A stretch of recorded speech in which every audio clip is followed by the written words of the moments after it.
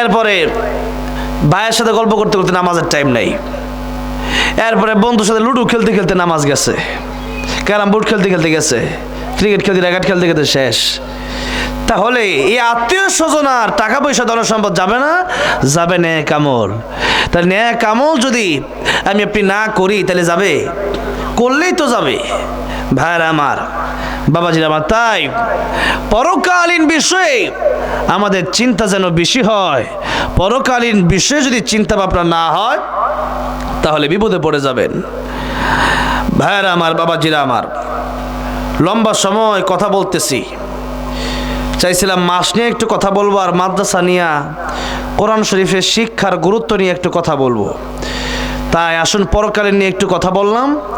এবার শাবান মাস নিয়ে আমার আগে তৌফিক এলাই সাহেব গুরুত্বপূর্ণ ওয়াজ করছেন, বয়ান করছেন।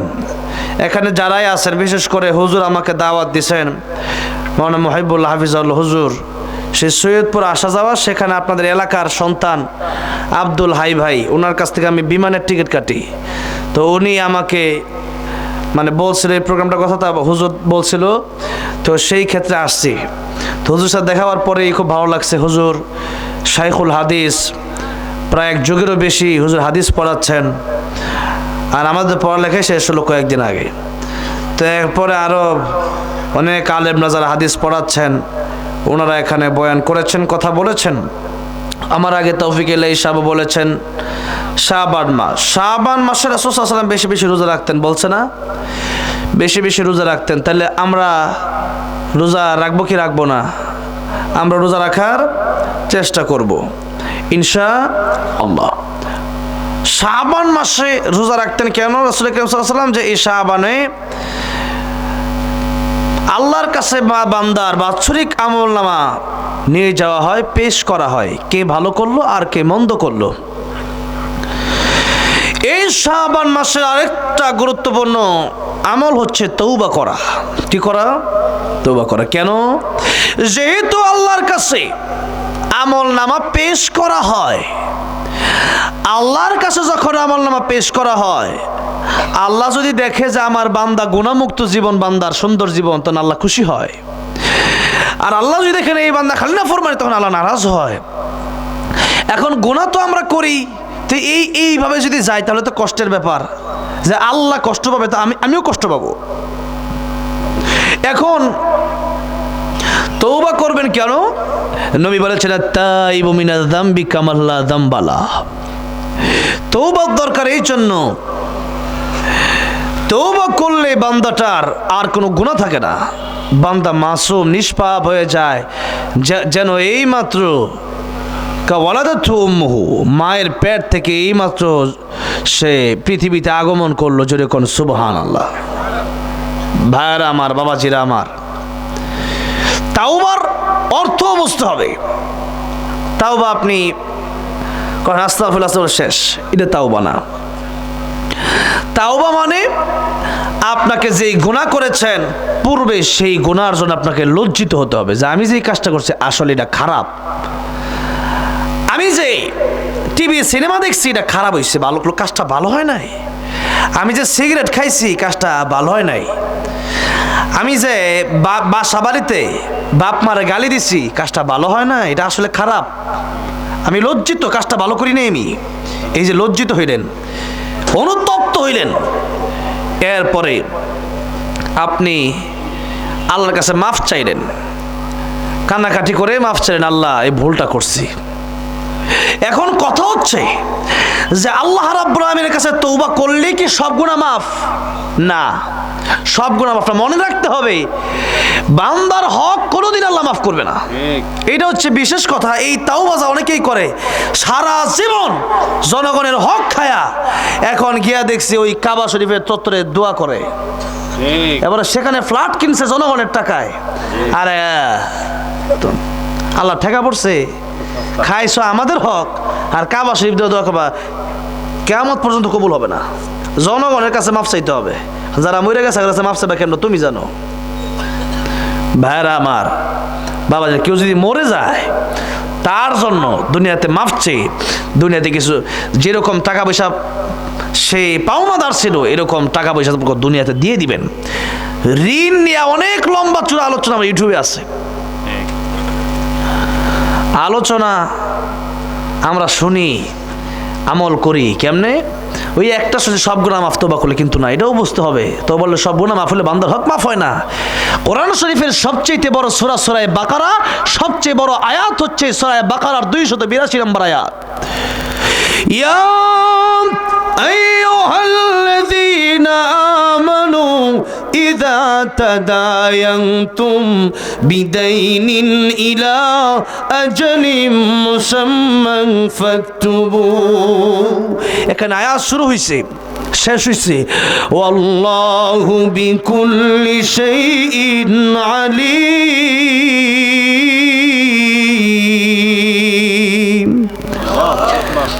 আয়াত শুরু হইছে পৃষ্ঠা শুরুতেই, আয়াত শেষ হয়েছে পৃষ্ঠা শেষে। পুরো এক পৃষ্ঠা জুড়ে কেবলমাত্র একটা আয়াত। কয়টা আয়াত? একটা আয়াত। এক আয়াতের ভিতরে আল্লাহ কি বলছে জানেন? কোরআন শরীফের সবচেয়ে বড় এই আয়াতের ভিতরে আল্লাহ মানুষের পাওনা সম্পর্কে কথা বলেছেন, ঋণ সম্পর্কে কথা বলেছেন, লেনদেন সম্পর্কে কথা বলেছেন।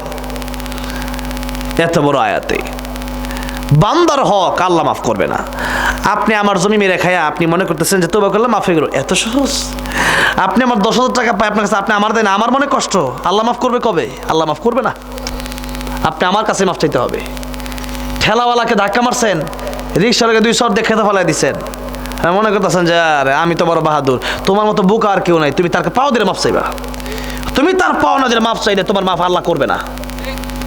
তুমি যাও কাবা শরীফ, তুমি চুমা দিয়া মরার আগ পর্যন্ত বয়ে থাকো, তোমার গুনাহ আল্লাহ মাফ করবে না। গুনাহ মাফ যদি করাতে চাও, যার হক খাইছো তার কাছে মাফ চাও, যার কষ্ট দিয়েছো তার মাফ চাও, যার বিরুদ্ধে গীবত করছো তার কাছে মাফ চাও, তাহলে গুনাহ মাফ হবে না। তওবা করলে সিনেমা দেখছেন, জিনা করে ফেলছেন, গান শুনছেন, মদ খেয়ে ফেলছেন,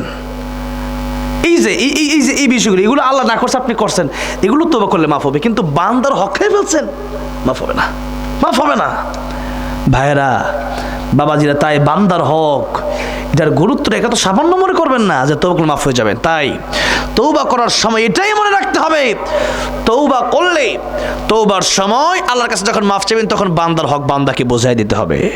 ঠিক না বে ঠিক? এই হচ্ছে তওবা। এবং সেই গুনাহ করার ওয়াদা না করার ওয়াদা করতে হবে, সেই গুনাহ তাৎক্ষণিক ছেড়ে দিতে হবে, তখন আপনার তওবা কবুল হবে। আপনি তওবা করেন আল্লাহ মাফ করে দাও, এটাই তওবা না। তওবা মানে আল্লাহ আগে গুনাহ করছি, এটা খুব খারাপ কাজ করছি, আল্লাহ মেহেরবানি করে তুমি মাফ করে দাও, আগামীতে যতদিন বেঁচে থাকবো আর গুনাহ করবো না। আমার মনে আছে না করলে করবো না, এরকম না। আল্লাহ আসলে আমি করবো না, এরকম নিয়ত করে তওবা করলে আল্লাহ মাফ করে দেয়। আর যে ব্যক্তি আসলে খাঁটি তওবা করছে সেই ব্যক্তি নিষ্পাপ মাসুম, তার জীবনে কোনো গুনাহ নাই। আল্লাহ রাব্বুল আলামিন ফাউলাইকা ইউবাদদিলুল্লাহু সাইয়্যাতিহিম হাসানাত, তখন তার গুনাহগুলো আল্লাহ নেকিতে রূপান্তরিত করে দেয়। যেরকম সুবহানাল্লাহ। তাওবার ব্যাপারে ঘটনা এসেছে বুখারী শরীফের হাদিসে, কি ফিল এমন কোনো গুনাহ নাই যে জীবনে করে নাই। নবীজি কয়েকবার সাহাবায়ে কেরাম রাদিয়াল্লাহু আনহুম আজমাইনকে ঘটনা শুনিয়েছেন। সুদ, তার সবচেয়ে বড় গুনাহ ছিল সুদ। ফাযানু বিহারবিন মিনাল্লাহি ওয়া রাসূলিহি, সুদ খাওয়া মানে আল্লাহ এবং আল্লাহ রাসূলের সাথে যুদ্ধ করা। আমাদের সুদ আছে না নাই? ব্র্যাক ব্যাংকে আছে না নাই? হ্যাঁ, অভাব নাই। সুদ, সুদ যে কেমনে খাইতেছে, ইন্টারেস্ট করে সুদ খায়, কেমনে সুদ খাইছে জানেও না। এই জন্যও ব্যাংকে লেনদেন করার আগে পরিপূর্ণ হয়ে নেবেন যে ব্যাংকে লেনদেন করতেছি এটা কি আমার সুদের সাথে সম্পৃক্ত আছে কিনা। এরপরে বছর শেষে 1 লাখ দিয়ে দিছে আন্তাজি, এত সহজ। এই জন্য সুদ আল্লাহ হারাম করেছেন, ব্যবসাকে হালাল করেছেন। ব্যবসা করেন, সুদ ছাড়েন। নবীজি নিজে ইহুদির বাড়িতে কাজ করছে গিয়া ইহুদি নবীকে থাপ্পড় মারছে, নবীজি পাল্টা আঘাত করলে না। কেন? নবীজির সুন্দর আখলাক। আর কাজ করছে কেন? হালাল খাওয়ার জন্য। নবীজি আল্লাহকে বললেই পারতো, আল্লাহ ও সোনা বানা দাও, দিয়ে দিত আল্লাহ, কিন্তু এত সহজ। নবীজি কাজ করে দেখেন, তোমরাও কাজ করে খাও, এটাই হালাল, এটাই শান্তি। এই হালাল রুজি রোজগার করো। ফাইদা কুদিয়াতিস সালাতু ফান্তাশিরু ফিল আরদ ওয়াবতাগু মিন ফাদলিল্লাহি ওয়াযকুরুল্লাহা কাসীরান লাআল্লাকুম তুফলিহুন। নামাজ পড়ছেন, এখন হালাল রিজিক কামাই করেন, এটাই ইবাদত, এটাই কি ইবাদত। ধান খেতে কাজ করতেছেন, ইবাদত। গাড়ি চালাচ্ছেন, ইবাদত। ইবাদত হচ্ছে, হালাল কামাই করতেছেন, এটাই ইবাদত। জেনা ব্যভিচারের শাস্তিটার কথা একটু বলবেন। জেনা ব্যভিচারের শাস্তি এটা সম্পর্কে জেনা কি এলাকায় বেশি নাকি? হ্যাঁ, অত্যধিক। ওনারা মনে করে খুব ইজিলি ভাবে মাপ পাওয়া যাবে। কি বলবো, আল্লাহ আজকে আসলে অনেক কথা তো অনেক। সারা শরীরে গা, ওষুধ দিব কয় জায়গায়, ঠিক না? পুরো শরীরে ওষুধের ভিতরে ডুব দিতে হইব। ওষুধের ভিতরে কি দিতে হইব? ডুব দিতে হইব। তাহলে ভালো হইতে পারে। সারা শরীরে গা, ওষুধ দিব কোথায়, মলম লাগাবো কোথায়? ভাই বললো জিনার ব্যাপারে বলতাম। জিনার ব্যাপারে আসলে আমি তো ওয়াজ থেকে কসার প্রাসঙ্গিক করতে থাকি। আলহামদুলিল্লাহ ওয়াজ করতে করতে তো স্টেজে 14 বছর ধরে আসছি। 2010 সাল থেকে স্টেজে উঠছিলাম। বয়স হলো কেবল 14 বছর, কিন্তু এই বয়সে 60 বছর বয়স যখন মুইতা দিই, তখন বাপে নামাজার দিছে, হুজুর দিছে 5 বাড়ি, বা পাইতেছে তখন 10 বাড়ি, 10 বাড়ি। কয় বাড়ি? 10 বাড়ি। লিখে মাজার 5 বাড়ি খেয়ে থাকবা, থাকো। মাজার ডাইল, মাজার ডাইল খাবে, নাহলে খাওনি নাই। আগের কষ্ট করে মানুষ হয়েছে, মানুষের দোয়া নিয়ে মানুষ হয়েছে। এখন তো সেই কষ্ট নাই, আছে সেই কষ্ট। সেই 14 বছর স্টেজ, 10 সাল থেকে কোরআন তেলাওয়াত করে জাতীয় পর্যায়ে পুরস্কার পেয়ার পরে কোরআন তেলাওয়াত শুরু করলাম টেলিভিশনে। আজকে 2000 কি, এখন 2025 সাল নাকি? 25 সাল, 14 বছর হয়ে গেল। 6 বছর ধরে এই ওয়াজ করতেছি। ওয়াজ করতে করতে এখন আমি আমার স্টেজের উপরে উঠলে পরে বিষয় হুজুরিরা নেন। কিন্তু নিয়ম হলো, যখন বক্তাকে দাওয়াত দেওয়া হয় তখনই বলে দিতে হবে এই বিষয়ে আপনি ওয়াজ করবেন। কারণ এটা কেন, আমি এক ওয়াজ মাহফিল একবার গেছি, যাওয়ার পরে আমি আলোচনা করব, এক সূরার তাফসির করব। আমার আগে দেখি হুজুর ওই সূরারই তাফসির করতেছে। সাথে সাথে আধা ঘন্টার ভিতরে আমি অন্য হাদিস এরপর আয়াত মোতালা করে এরপরে আমি করলাম, মানে আবার আলোচনা সাজায়ের পরে স্টেজে আসলাম। তাইলে এই যে এটা আগেই বলে দেওয়া দরকার। এলাকার কী পরিস্থিতি আমি তো আর জানি না। যেমন আমাদের গাজীপুরের এক অবস্থা, আপনাদের জয়পুর হাটের এক অবস্থা, আবার সিলেটের আরেক অবস্থা, এক এক দেশের এক এক অবস্থা। তারপরেও আমাকে যখন যে কোনো বিষয়ে বললে আমি সাথে সাথে বলতে পারি আল্লাহ, সে অল্প হইলেও তো বলতে পারবো। কারণ এই ওয়াজ করতে করতে মনে হয় না এমন কোনো বিষয় বাদ আছে যেটা কই নেই। আলহামদুলিল্লাহ কন। তো ওয়াজ তো কোনো বাদ রাখছি না। মোটামুটি কোরআন শরীফের হাফেজ হয়েছে, এই জন্য একটু সুবিধা হয়েছে আর কি। এখন এক আয়াত পড়লে ওয়াজ আরেকটা যা। কোরআন তো এত সুন্দর, এক আয়াত পড়লে সাইদি সাহেব ওয়াজ করতেন, এত সুন্দর ওয়াজ কয়জনে করে? সাইদি সাহেব ওয়াজ করতেন, সেই ওয়াজ কি আছে না? কি আছে? ওয়াজ করে আরেকবার গীবত কয়, ওয়াজ করে হ্যাঁ ভালো না, হ্যাঁ ভালো না, নানান ধরনের সমস্যা, আর নিজের প্রশংসাই করতে করতে শেষ।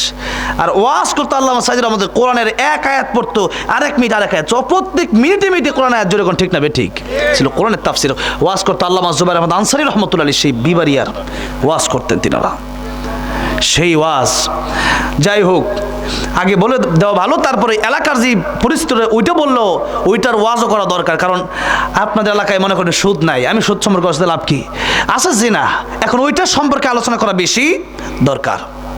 আমাদের যে সমাজে আগে বক্তা গিয়া বুঝে যে এলাকার কোন সমস্যা, ওইটা কয় না। কেন ওইটা কইলে যদি পিঠও বাড়িয়ে ওইটা কয় না, কথাটা বুঝছেন? ওইটা কয় না, আর বাকিরা কয়।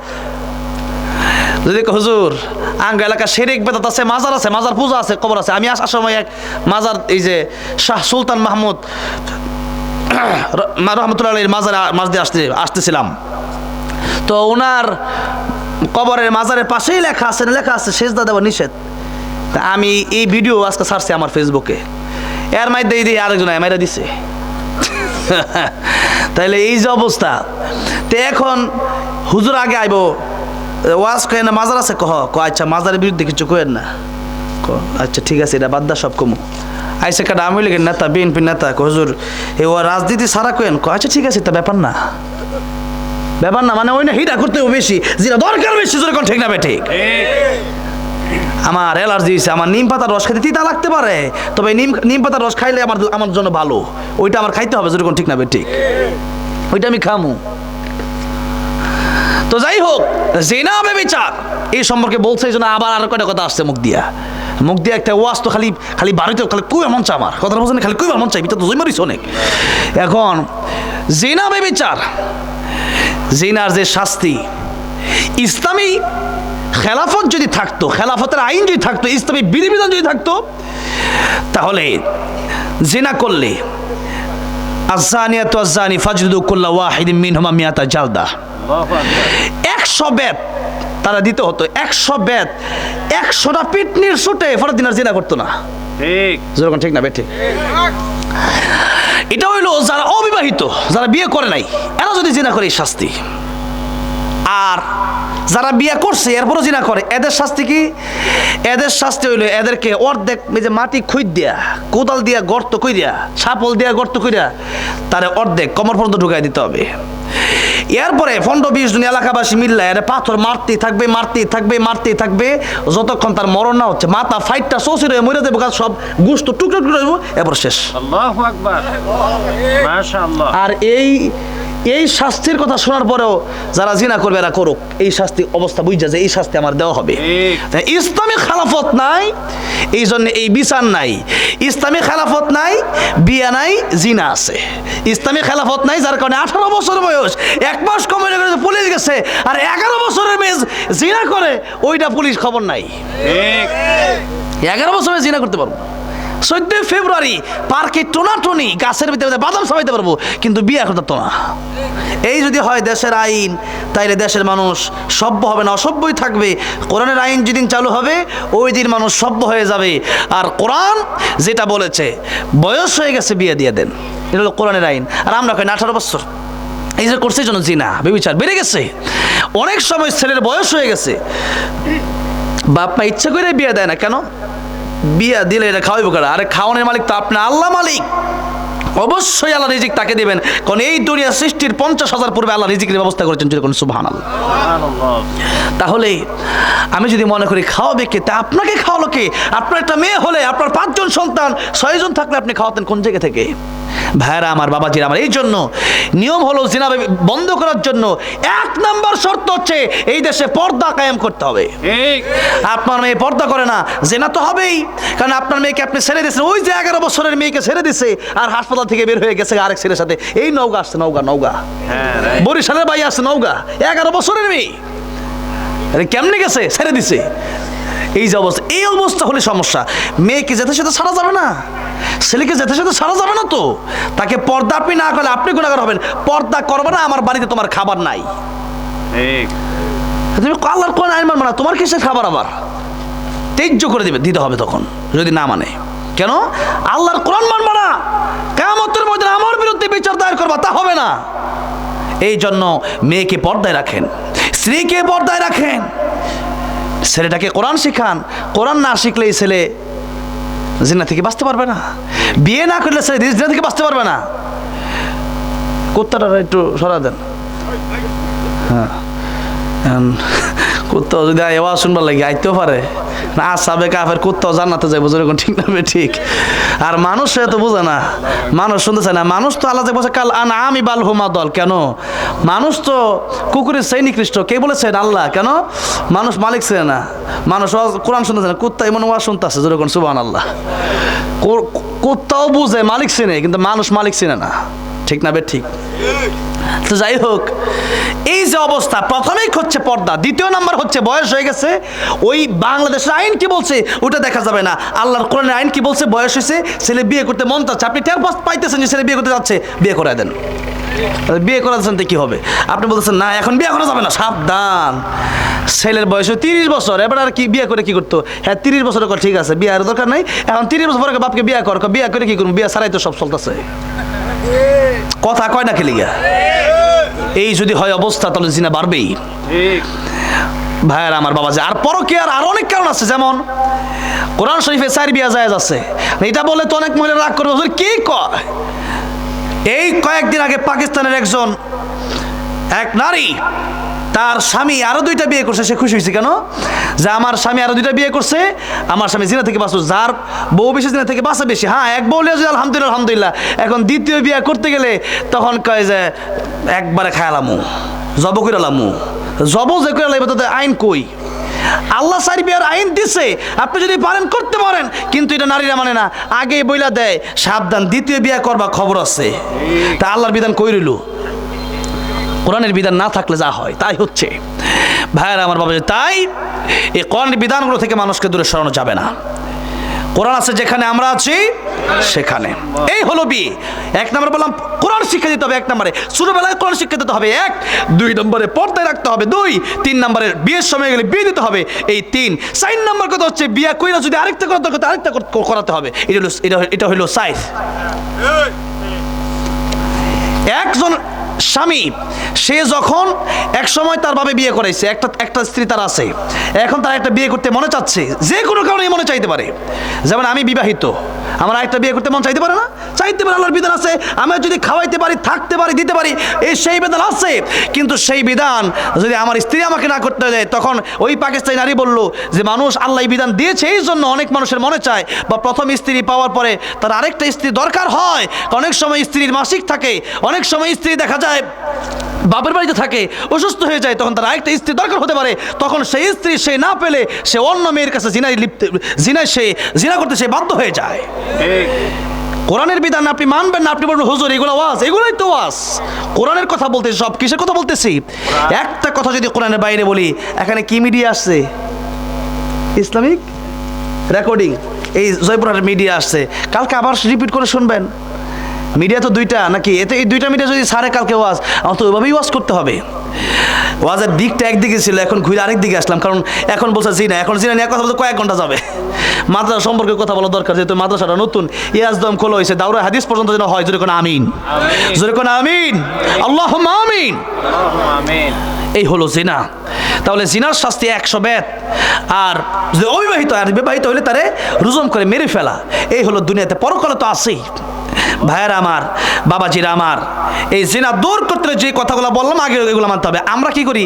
আমরা ঔষধ খাই, কিন্তু কেমনে রোগ থেকে বাঁচা যায় ওইটা আমরা করি না। যেরকম ঠিক না বে ঠিক? জিনা যারা করে, এই দেশে ভূমিকম্প হয় 4টা কারণে। যেরকম কয়টা কারণে? 4টা কারণে। 1 নাম্বার জিনা। 1 নাম্বার কি? জিনা করতেছেন আপনি, ভূমিকম্প হবে, এটা মাথায় রাখবেন। আমা আসাবাকুম মিন মুসিবাতিন ফাবিমা কাসাবাত আইদিকুম। 2 নাম্বার মদ। 2 নাম্বার কি? 3 নম্বরে গান বাজনা। 4 নম্বরে নর্তকী নাচ। এই 4টা কারণে দেশে ভূমিকম্প হয়। জেনা, মদ, গান বাজনা, অশ্লীলতা, নাচ, এই 4টা কারণ। এই 4টা আমাদের দেশে তো নাই, অনেক বেশি না, অভাব নাই, অভাব নাই। যেরকম ঠিক না বে ঠিক? তাহলে এই 4টা কাজ বন্ধ করতে হবে। যেখানে গান বাজনা হবে গিয়ে প্রতিবাদ করতে হবে যে গান চলবে না, তগর লাগিয়া, তগর গানের কারণে, তগর অশ্লীলতার কারণে আমাদের দেশে ভূমিকম্প হবে, আমার বিল্ডিং ভাঙবো, আমার ঘর ভাঙবো, ওইতে দিব না। আলহামদুলিল্লাহ, আলহামদুলিল্লাহ। আমার ভাই করে এরকম, সবাইকে নিয়ে যারা করেন তাদেরকে বলতেছি, এদের তো করতে হবে। যেরকম ঠিক না বে ঠিক? তাহলে জিনা করার কারণে দেশে ভূমিকম্প আসে, আল্লাহর গজব আসে। জিনার কত বড় শাস্তি আল্লাহ কোরআনে বলেছেন, সেই শাস্তি কথা চিন্তা করে আপনি জিনা বন্ধ করেন। ভাইয়ারা আমার, বাবাজিরা, এর সামনে যাই। শাবান মাসের কথা ঢুকতে চাইছিলাম, তার আগেই আবার হুজুর যেটা বলেছে বললাম। শাবান মাসে রাসূল করিম সাল্লাল্লাহু আলাইহি ওয়াসাল্লাম রোজা রাখতেন বেশি, এই জন্য যে আল্লাহর কাছে আমলনামা পেশ করা হয়। সেখান থেকে বললাম যে তাওবা করতে হবে। কেন? কারণ আমাদের যেন তাওবা অবস্থায় আল্লাহর দরবারে আমলটা পেশ হয়। আর আত-তাইবু মিনাজ যামবি কামান লা যামবালা, আল্লাহর কাছে যখন আমলনামা পেশ হবে তাওবা অবস্থায়, আল্লাহ যখন দেখবে বান্দারা তওবা করছে, তখন আল্লাহ খুশি হবে। আমার আল্লাহ রাব্বুল আলামিন খুশি মানে কি? মাল্লাহুল মাওলা ফালাহুল কুল। যে ব্যক্তি আল্লাহকে পেয়ে গেল, তার আর কিছুর প্রয়োজন, দুনিয়া তার কাছে চলে আসবে অটোমেটিকলি।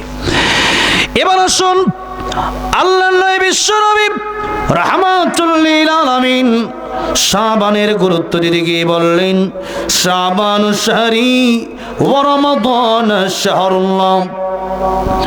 শাবান মাস আমার মাস, আর রমজান মাস হলো আল্লাহর মাস। শাবান মাস নবীর মাস, আর রমজান মাস আল্লাহর মাস। বাকি 10 মাস তাইলে কার? সব মাসই তো আল্লাহর। কথা কোন ঠিক না বে ঠিক? শাবান নবীর আর রমজান আল্লাহ, তা 10 মাস বাকিরা কই গেল? তাহলে 12 মাসই তো আল্লাহ, ঠিক না বে ঠিক? তারপরে কেন বললেন? আব্দুল কাদের জিলানী রাহমাতুল্লাহি আলাইহি দিয়েছেন রমজানের পরেই 11 মাসের ভিতরে শাবান মাসের দাম কেমন? মাখলুকের ভিতরে আল্লাহর পরে যেমন আল্লাহর নবীর সম্মান, এই পৃথিবীর সৃষ্টির শ্রেষ্ঠ যিনি, তামাম পৃথিবীর মাখলুকের ঊর্ধ্বে যিনি, খালিকের পরেই যার সম্মান, আল্লাহর পরে যার সম্মান, সেই নবী রাহমাতুল লিল আলামিন নবী। নবীর উপরে আল্লাহর পরে আর কারো সম্মান নাই। তাই আল্লাহ রাব্বুল আলামিন নিজের ব্যাপারে যে শব্দ ব্যবহার করেছেন, নবীর ব্যাপারে একটা শব্দ ব্যবহার করেছেন। যেমন আল্লাহ রাব্বুল আলামিন নিজের ব্যাপারে বলেছেন আলহামদুলিল্লাহি রাব্বিল আলামিন। আর আমার নবীর ব্যাপারে এই আলামিন শব্দ ব্যবহার করে আল্লাহ রাব্বুল আলামিন ঘোষণা দিচ্ছেন ওয়ামা আরসালনাকা ইল্লা রাহমাতাল লিল আলামিন। রাহমাতুল লিল আলামিন নবী কোরআনে প্রমাণ, আশিক বিনে কে বুঝিবে আমার দয়ার নবীর শান। খারাপ লাগতেছে? জবান অনেক সময় বন্ধ করে রাখছেন। নবীর প্রেম মাঝে মধ্যে গাইলে একটু একসাথে গাইতে পারবেন না? বলেন না, রাহমাতুল লিল আলামিন নবী, রাহমাতুল লিল আলামিন নবী কোরআনে প্রমাণ, আশিক বিনে কে বুঝিবে আমার দয়ার নবীর শান। নবী আমার মদিনারে বলবো, আমার আল্লাহ ভালোবেসে নামটি দিলেন মুহাম্মদ রাসূল। আল্লাহু আকবার। ওই নবীকে ভুল বুঝিলে, ওই নবীকে ভুল বুঝিলে থাকবে না ঈমান,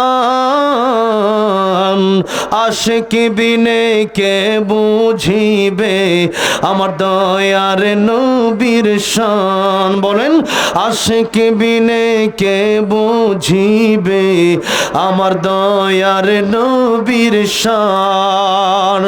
আমার ভাইরা, আমার বাবাজিরা, এই পৃথিবীতে আল্লাহর পরে তাম পৃথিবীর সমস্ত মাখলুকের উপরে আল্লাহর নবীকে আল্লাহ রাব্বুল আলামিন সম্মান দিয়েছেন। ওয়া রাফা'না লাকা যিকরাক। আমার নবী যেমন সমস্ত মাখলুকের ঊর্ধ্বে, খালিকের পরেই মাখলুকের ভিতরে তিনি সৃষ্টির শ্রেষ্ঠ। 11 মাসের ভিতরেও যেহেতু নবী বলেছেন শাবান আমার মাস, এই জন্য শাবান মাসটাও শ্রেষ্ঠ। আর মাখলুকের উপরে যেমন আল্লাহর দাম, 12 মাসের ভিতরে সবচেয়ে শ্রেষ্ঠ মাসের নাম হলো রমজান মাস। মাখলুকের উপরে খালেকের দাম, আল্লাহর উপরে কোনো মাখলুকের দাম নাই। ঠিক তেমনিভাবে 12 মাসের ভিতরেও সবচেয়ে বেশি দাম হলো রমজান মাসের। কোন মাসের? রমজান মাসের। রমজানুল মুবারক। এই রমজান মাস সামনে আসতেছে, রমজান মাস সমাগত। রমজানের প্রস্তুতি রাসূল করিম সাল্লাল্লাহু আলাইহি সাল্লাম রজব থেকে দোয়ার মাধ্যমে নিতেন। কোন দোয়া পড়েন? আল্লাহুম্মা